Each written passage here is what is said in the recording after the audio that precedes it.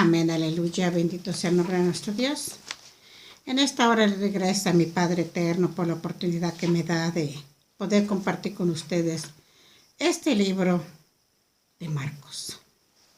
Es un estudio en el cual nosotros vamos a ver, se podría decir que a grandes rasgos, pero lo más interesante que este libro tiene para nosotros.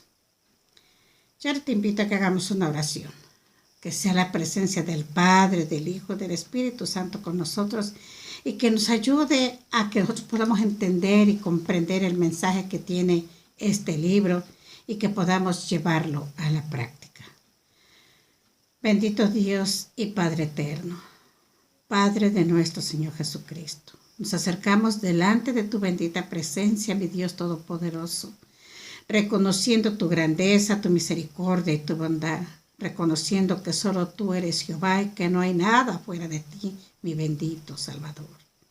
En esta hora, Señor, te doy gracias por esta oportunidad que tú me das y te ruego, Señor, que tú perdones mis pecados, que tú uses mi vida, mi bendito Jehová, y que me permitas, junto con mis hermanos, comprender y entender este precioso libro de Marcos, mi bendito Jehová. Por favor, Dios, te ruego que tú, Padre eterno, seas quien nos dé la enseñanza, el entendimiento, bendito Dios, y que nosotros podamos ponerlo en práctica, Padre celestial.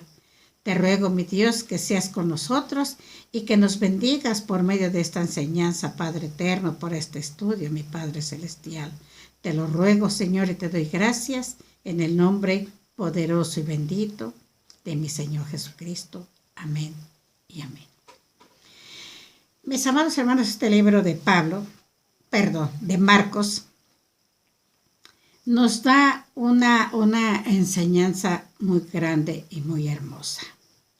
Marcos, que su nombre original es Juan y que tiene el sobrenombre de Marcos. Y Marcos quiere decir Dios anuncia su siervo. Este libro de Marcos tiene un tiempo de lectura de 1 hora con 45 minutos. Contiene 16 capítulos llenos de narraciones muy vivas, gráficas, salpicadas de detalles interesantes.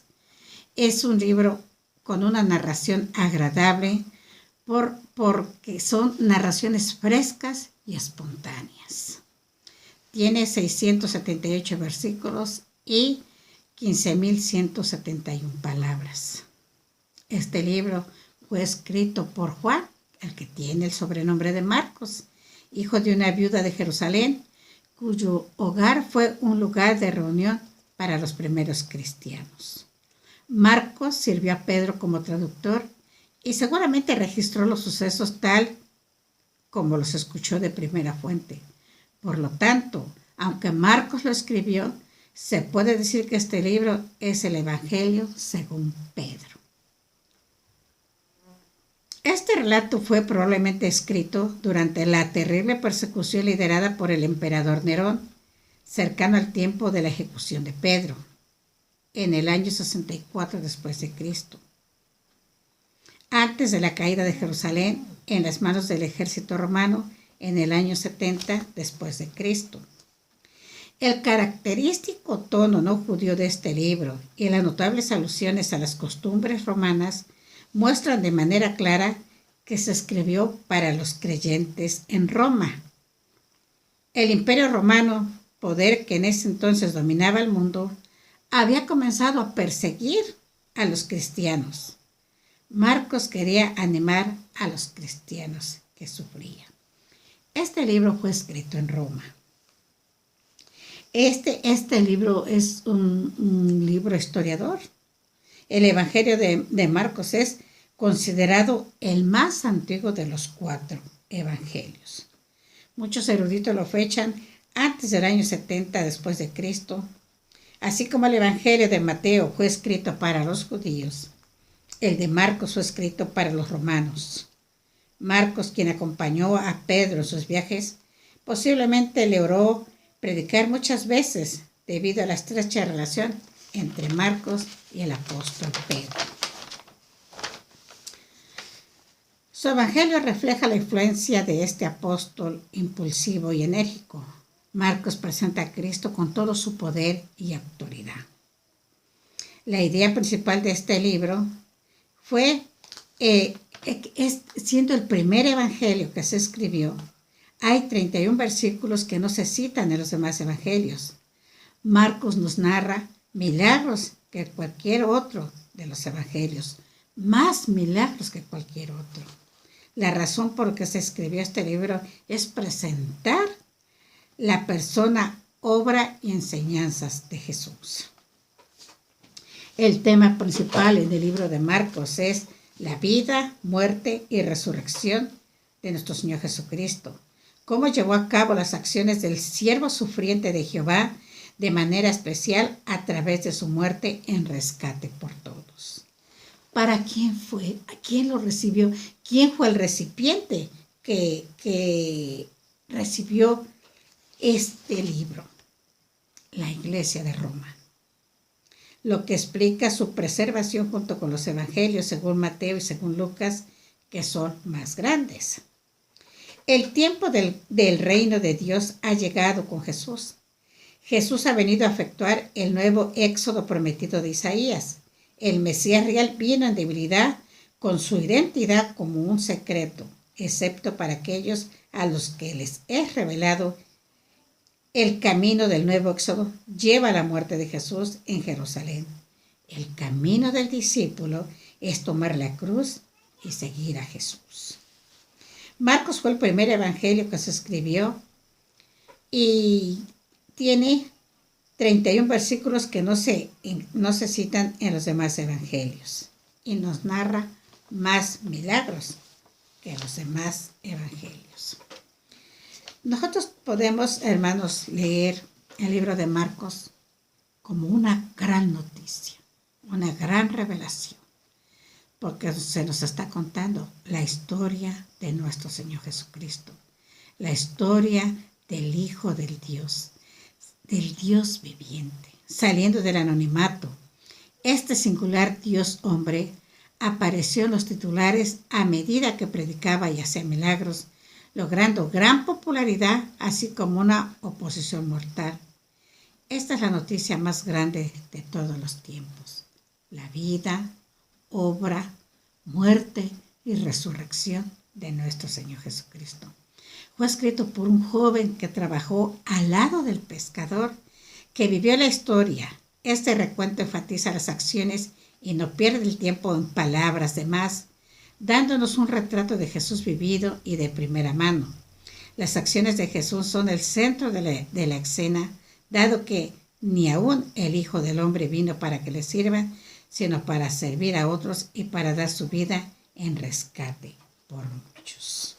Marcos 10:45. Lo vemos trabajando arduamente, ayudando a las personas en necesidad, sanando a los que estaban enfermos, animando a los que no tenían esperanza, liberando a los que estaban en esclavitud y dando luz a los que estaban en tinieblas. Marcos provee un recuento de la vida de Jesús, lleno de acción, que culmina cuando nos sumerge en los detalles del sufrimiento y sacrificio de Jesús en su última semana en la tierra. Estas poderosas historias fueron escritas para fortalecer a los creyentes romanos que sufrían persecución, tanto para vivir como para morir sin temor. Considera las implicaciones de seguir el ejemplo del siervo supremo que te llama a un ministerio de servicio. Esto que Marcos escribe para los creyentes romanos es también para nosotros, para este tiempo. El que nosotros nos demos cuenta y reconozcamos el trabajo de nuestro Señor Jesucristo en su última semana en la tierra, donde lo que Él hacía era ayudar, sanar, cuidar de la gente, cuidar de la humanidad. Y en este tiempo está haciendo lo mismo. Está sentado a la diestra de Dios Padre, intercediendo por nosotros, intercediendo por la humanidad. Es bueno considerar nosotros las implicaciones de seguir el ejemplo de nuestro Señor Jesucristo, que nos llama a un ministerio de servicio, a servirle Marcos, por quien este evangelio es nombrado, fue alguien que estuvo muy de cerca del apóstol Pedro y un personaje que continuamente aparece en el libro de los Hechos, donde es conocido como Juan, el que tenía por sobrenombre Marcos. Hechos 12, del 12 al 25, y Hechos 15, del 37 al 39. Fue al hogar de la madre de Marcos en Jerusalén, a donde Pedro se dirigió cuando lo liberaron de la cárcel. Hechos 12:12. Marcos era primo de Bernabé, Colosenses 4:10. Marcos acompañó a Pablo y a Bernabé en el primer viaje misionero de Pablo, Hechos 12:25 y Hechos 13:5.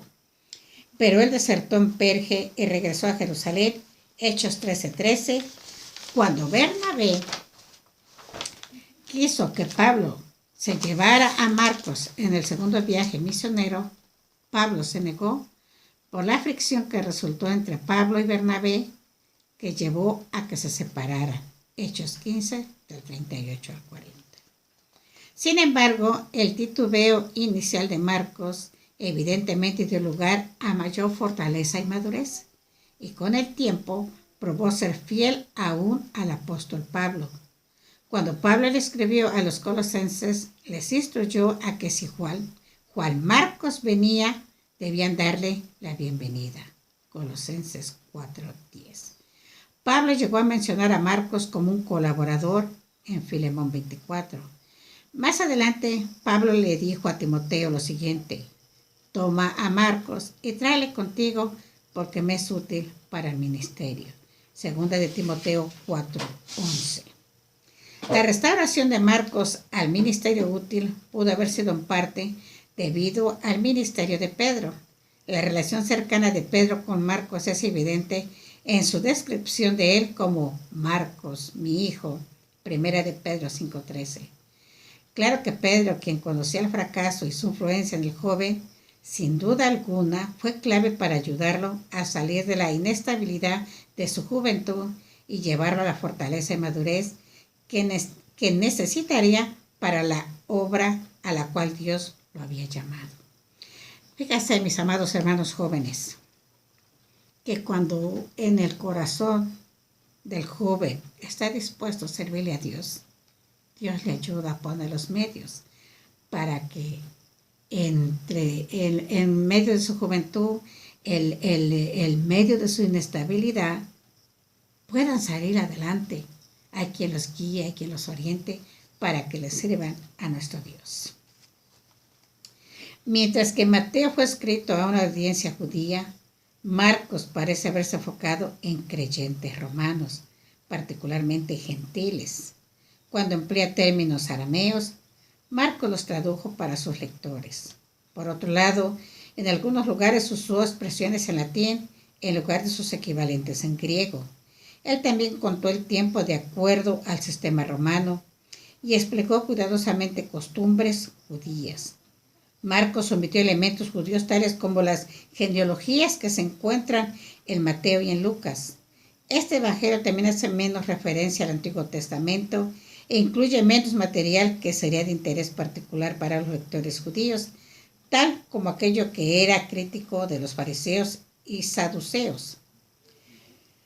Cuando mencionó a Simón de Cirene, Marcos lo identificaría como el padre de Rufo, un miembro prominente de la iglesia en Roma. Todo esto apoya la posición tradicional de que Marcos fue escrito para una audiencia gentil que inicialmente estaba en Roma. La primera mención de Marcos en el Nuevo Testamento se encuentra en Hechos 12:12. Allí se le identifica como el hijo de una mujer llamada María, en cuya casa se reunían los creyentes que vivían en Jerusalén. Marcos acompañó a su primo Bernabé y a Pablo en su primer viaje misionero. Más tarde le sirvió de ayudante y vemos cómo Marcos se va formando un camino entre los apóstoles. Y vemos también cómo Marcos estaba ganando de nuevo confianza del apóstol Pablo, porque cuando estaba cerca de su muerte y se sentía solo, le hizo esta petición a Timoteo: recoge a Marcos y tráelo contigo porque me es de ayuda en el ministerio. Marcos fue un hombre fiel, servidor de Jesucristo, un buen discípulo. La traducción afirma que Marcos escribió lo que Pedro predicó, y hay inconfundibles inicios en el Evangelio, mismos de que hubo una tal conexión entre Marcos y Pedro. El Evangelio de Marcos comienza con el llamado de Pedro, Marcos 1:16. Al final aparece el Cristo resucitado enviando un mensaje a sus discípulos y a Pedro en Marcos 16:7. La confesión de Pedro es uno de los momentos cumbres del documento, Marcos 8:29. La casa de Pedro es el centro del ministerio de Jesús en Capernaum, Marcos 1:29. Al mencionar a los primeros seguidores de Jesús, Marcos habla de Simón y sus compañeros.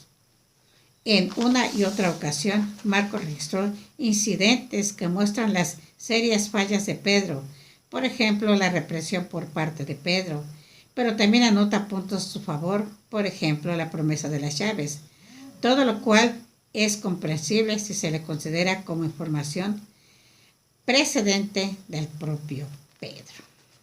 Nosotros tenemos, mis amados hermanos, el libro de Marcos, que nos demostró la humanidad de Cristo con mayor claridad que cualquiera de los otros evangelios, enfatizando las emociones humanas de Cristo, sus limitaciones humanas y otros pequeños detalles que subrayan el lado humano del Hijo de Dios. El segundo evangelio es una narrativa que muestra una rápida sucesión de eventos en la vida de Jesús. Es el más corto de los evangelios con la menor cantidad de material exclusivo.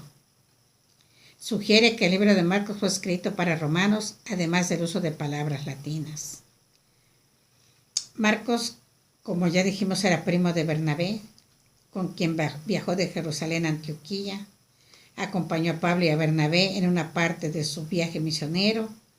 Después laboró con Bernabé en Chipre. Marcos escribió este evangelio antes de la destrucción del templo de Jerusalén, en el año 70 después de Cristo. Probablemente lo escribió en Roma cerca del tiempo de la muerte de Pedro. Este libro de Marcos quizás fue escrito en el 67 o el año 68 después de Cristo. Nosotros tenemos una historia que Marcos escribe en su evangelio siguiendo las indicaciones del apóstol Pedro, dejándonos un relato muy vivo de todos aquellos incidentes que más influyeron en el apóstol. En este evangelio sobresale la persona de Jesús como el Hijo del Hombre que había venido a servir y dar su vida en rescate por muchos. Jesús es presentado como el siervo de Dios que constantemente hace el bien a los hombres, sirviéndoles en todo aquello que necesitan y que finalmente entrega su propia vida en la cruz para la salvación de los hombres. El Evangelio de Marcos es uno de los primeros escritos del Nuevo Testamento. Su autor formaba parte de la primera iglesia en Jerusalén, colaborador de Pablo, Bernabé y Pedro. Razones por las que conocía bien los hechos que relata en cuanto a su evangelio tiene el propósito de presentar a Jesús como el siervo de Dios, porque el Hijo del Hombre no vino para ser servido, sino para servir y para dar su vida en rescate por muchos. Marcos 1, del 1 al 15. El Evangelio de Marcos comienza presentándonos a Juan el Bautista, que en cumplimiento de las profecías del Antiguo Testamento venía preparando el camino para Jesús. Después de esto, el Señor se identificó con la raza humana, bautizándose y sometiéndose a las tentaciones de Satanás, que venció por completo. A partir de aquí, empezó a predicar un mensaje que sigue teniendo plena vigencia. El tiempo se ha cumplido y el reino de Dios se ha acercado. Arrepentíos y creer en el Evangelio. Marcos 1, del 1 al 16 y del 16 al 45. Marcos 2, del 1 al 23. A lo largo de estos pasajes vamos a ver el interés de Jesús por buscar y salvar lo que se había perdido. Ante las críticas de los religiosos de su tiempo, dijo: Los sanos no tienen necesidad de médico, sino los enfermos. No he venido a llamar a justos, sino a pecadores. Él no había venido a reformar una vieja religión, sino que había venido a ser nuevas personas. Marcos 2, del 1 al 23 y Marcos 3, del 1 al 35. Marcos 4, del 1 al 41. Jesús empezó a enseñar a través de parábolas, es decir, breves historias que ilustran alguna verdad espiritual. Con ellas les mostraba el poder de la palabra actuando en los corazones y en la vida de las personas. Pero también hacía notar que todo el poder de la palabra no podía hacer nada para convertir el corazón de las personas si éstas no se abrían para recibirla adecuadamente. Por eso el Señor repitió una seria advertencia. El que tiene oídos para oír, que oiga.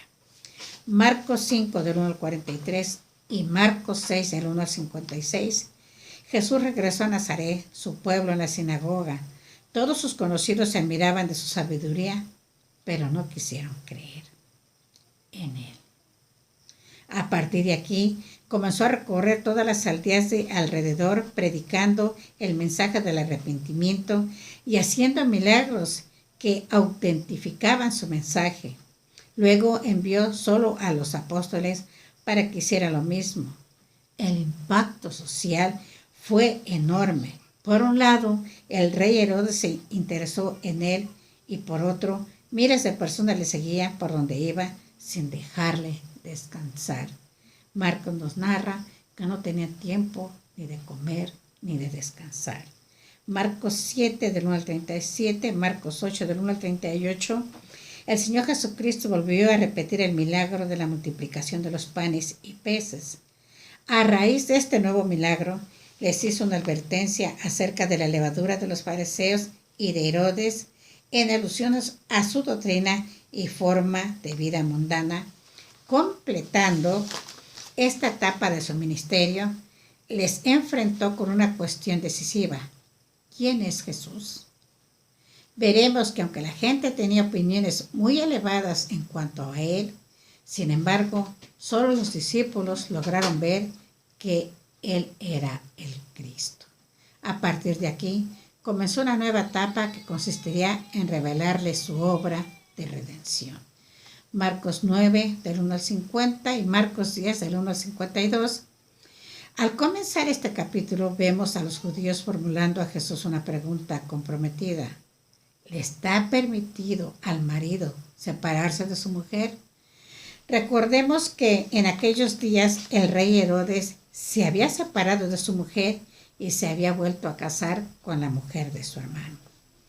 Juan el Bautista había muerto por denunciar este pecado. ¿Qué diría Jesús? Su respuesta fue: cualquiera que repudia a su mujer y se casa con otra, comete adulterio contra ella. Evidentemente, no fue una respuesta que gozara de popularidad ni en aquellos días, ni tampoco en estos. Marcos 11, del 1 al 33 y Marcos 12, del 1 al 44. Estos relatos siguen ofreciéndonos mucha acción, pero de un tipo diferente. El Señor Jesús era el Cordero de la Pascua. Y ahora vamos a ver cómo fue sometido a un detenido examen antes de ser sacrificado. Recordemos que el Antiguo Testamento establecía que esto debía de ser así. Los encargados de hacer la inspección fueron los líderes de los diferentes grupos religiosos de Israel. Veremos cómo le pusieron a prueba con cuestiones como el tributo, la resurrección, los mandamientos. Finalmente, sus adversarios no encontraron nada malo en él y tuvieron que dejarle. Marcos 13 del 1 al 37 y Marcos 14 del 1 al 21. Seguimos el relato de la última semana del Señor Jesucristo en la tierra antes de ser crucificado.